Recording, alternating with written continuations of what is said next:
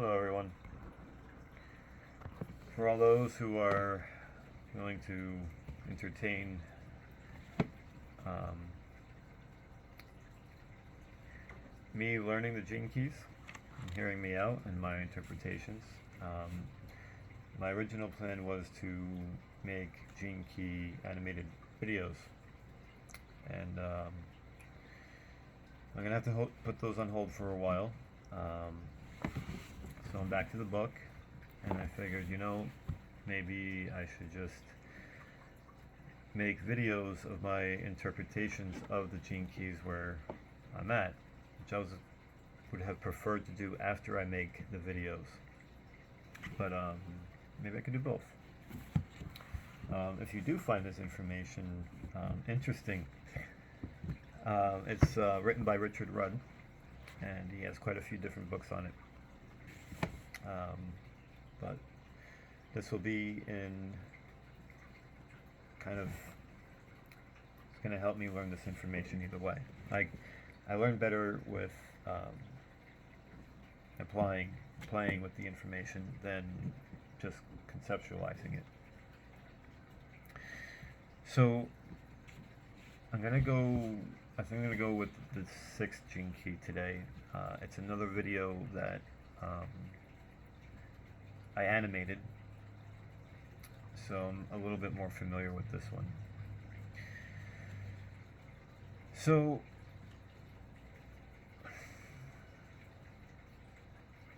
there's quite a few different terminologies and things that the gene keys go over.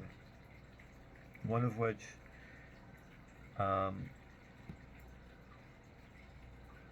well, a lot of the gene keys, by the way, is referenced from the I Ching, and I like this information, and I'm enjoying this information because it goes over various areas of our life that we may, that seems to be part of being human. The sixth gene key deals with the conflict of, or the shadow of conflict. The other day I mentioned 21st gene key about control, and those are just two, but there's 64, and we go through these challenges in our life, and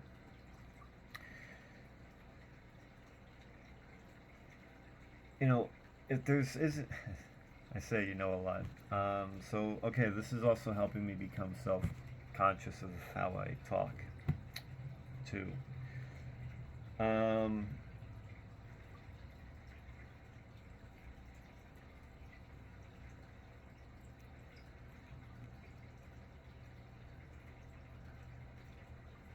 any situation we are in, anything that we may be struggling with,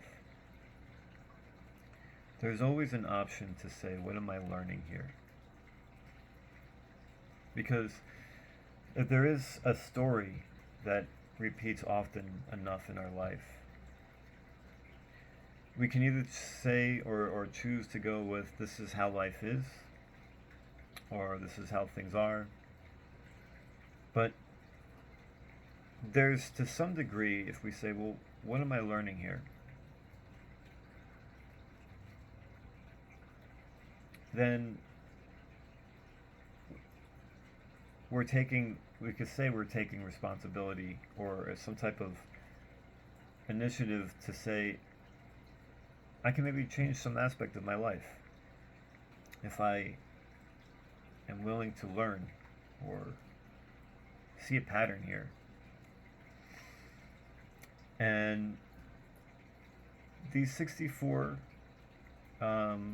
shadows, or in the book of I Ching, they're kind of 64 lessons, how I look at them, in a way that humanity is going to deal with this. So for example, the sixth gene key deals with conflict, and the light is peace.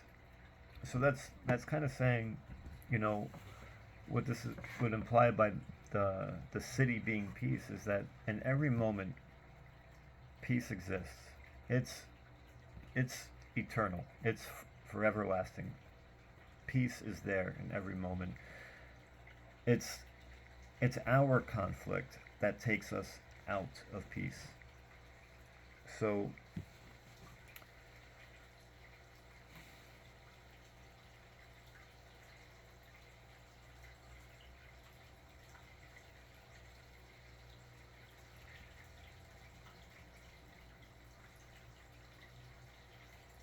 peace is quite the connection. We have to make a connection to peace. We have to choose peace.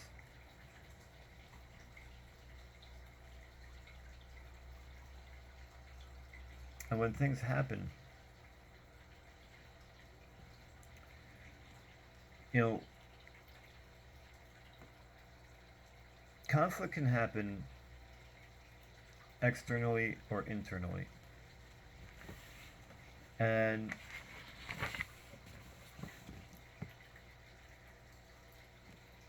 in reference to the gene keys, the repressive nature, which is kind of more internal, he mentions that there's this over attentive nature to, um, you know, people who have a stronger connection to the shadow, who find themselves in that place in their life where um, they have a sensitivity to conflict. Um, they tend to be over attentive to it.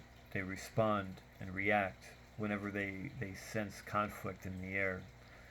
And or the reactive nature is that they is tactless. Um, I guess they become they disconnect from it.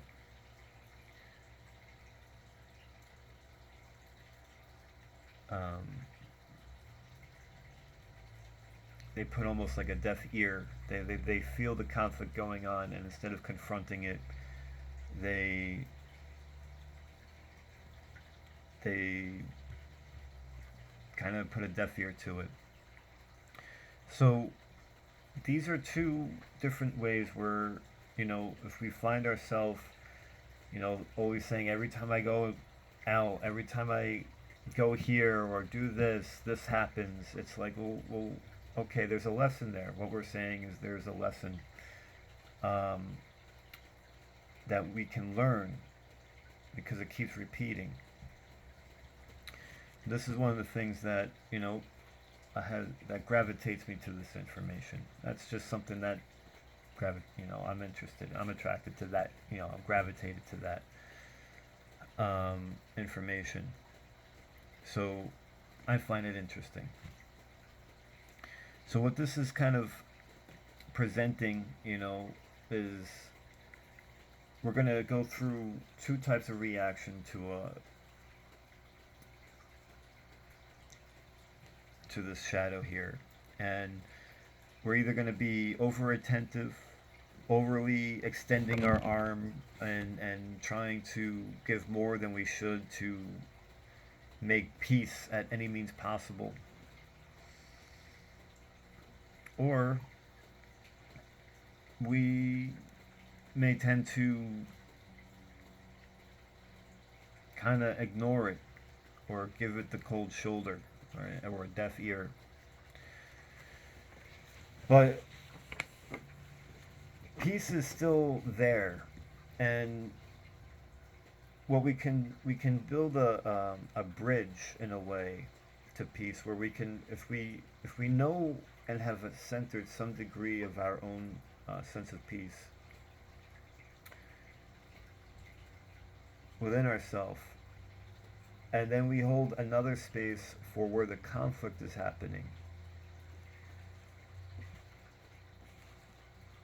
Through this, the second gene key here is the gift. I mean, the first part of the gene key, of any gene key, is the shadow, or maybe it's the Siddhi. But the bridge is the gift. This is where we turn our shadows into a form of service. Um, so when we deal with conflict, we can find peace through a sense of diplomacy.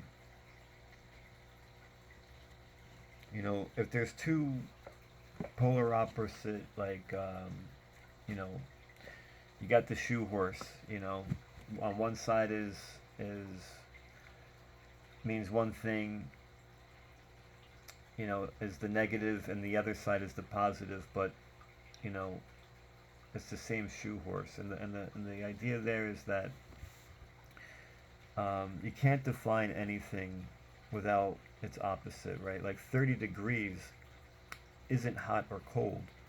It's always it can only be defined as hot or cold through the reference to something else. 30 degrees Fahrenheit is hot compared to 0 degrees, but freezing compared to 90 degrees.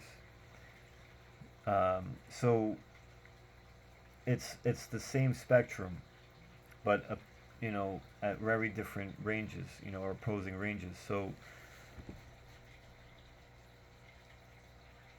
when we have a sense of peace, or we can identify the whole spectrum, you know, we can go beyond the duality.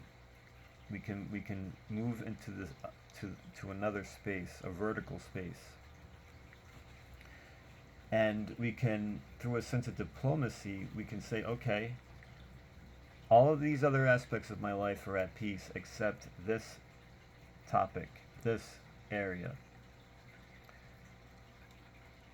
Um, and that's, or if it's an external thing, you could say these two people are at conflict with one another, and here is the space of peace.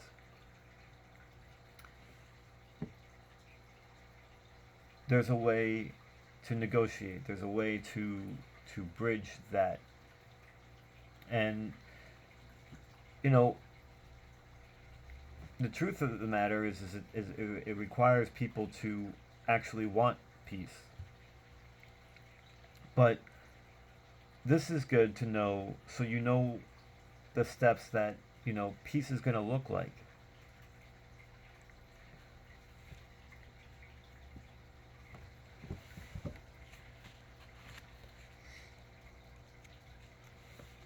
And if they're not willing to go in that direction, then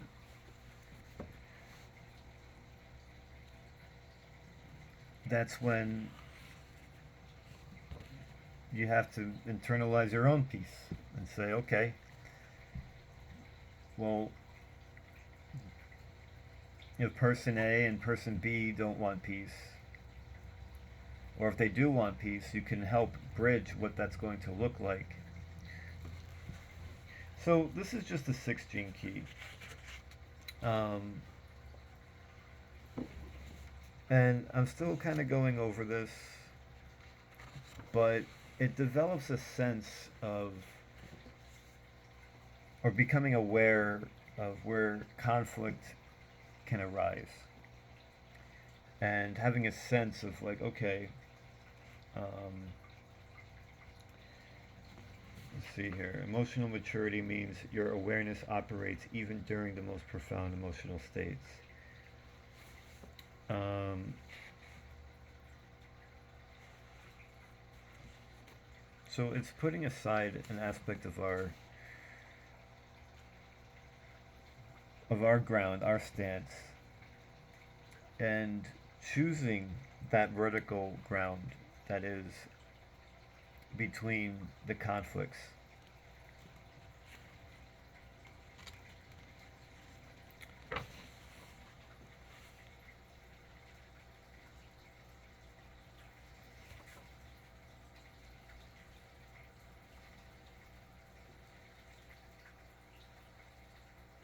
So this is kind of my interpretation thus far on this one, as far as I can.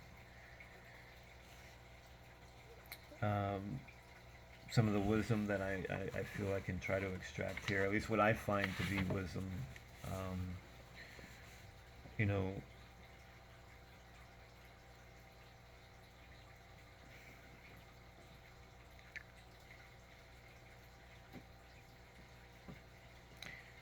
And I guess there's this aspect too when it comes to conflict um,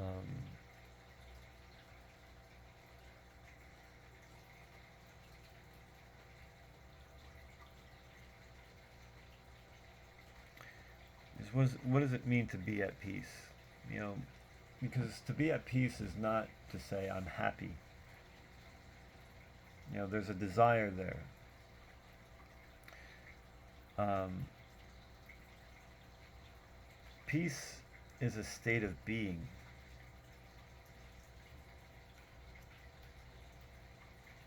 You know, we we may want to be happy, um,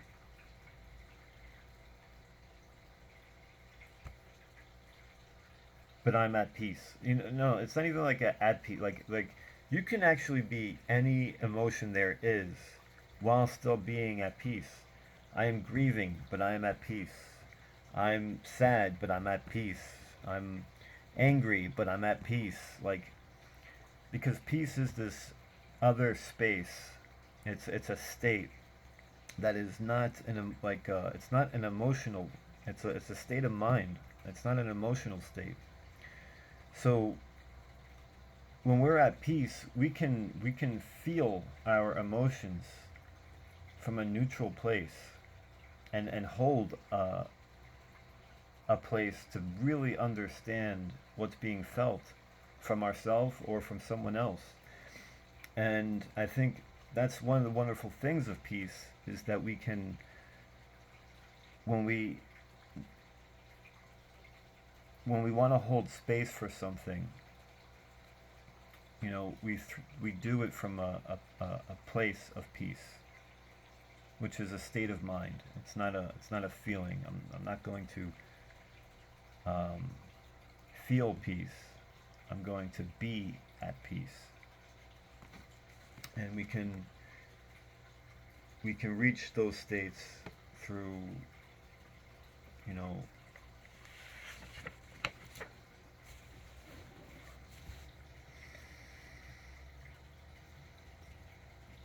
you know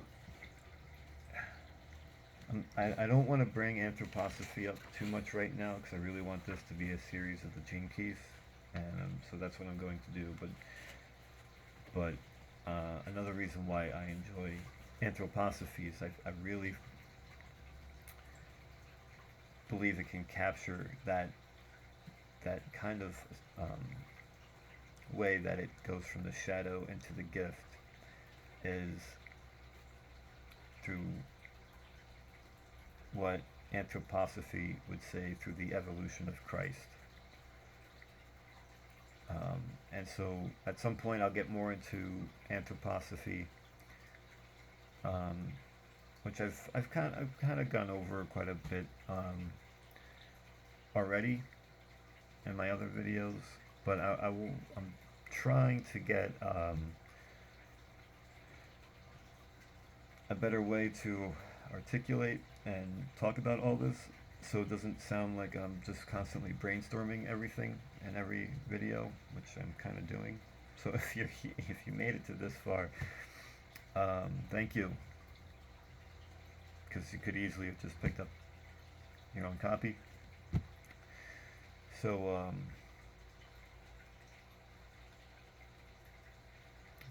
thank you for being on this journey with me at this point, because this is early stages of my journey. So I think that's where I'm going to leave the information for the 6 gene key for now. I feel like there's so much more to talk about it, but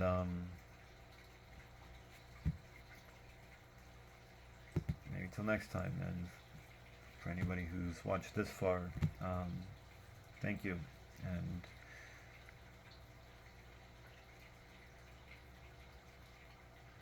may this help you in some way on your journey, as we are all on our own journey.